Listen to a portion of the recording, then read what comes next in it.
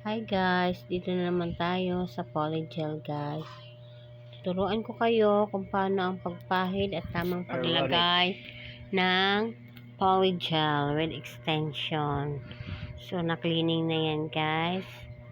At dito ay kanyang nilagyan na ng primer, hydrator, at base.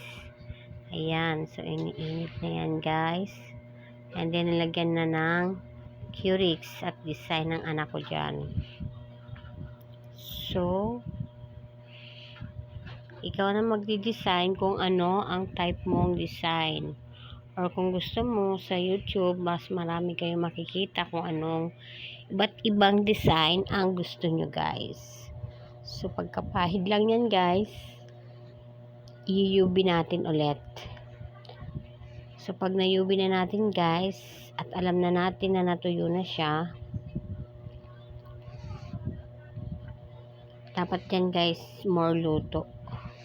Mainit na mainit talaga. So, lulutong-luto. Huwag nating madiliin sa ating pag-UV. Kung pwede, paulit-ulit ang pag-UV para luto talaga ang ating pag-polygel.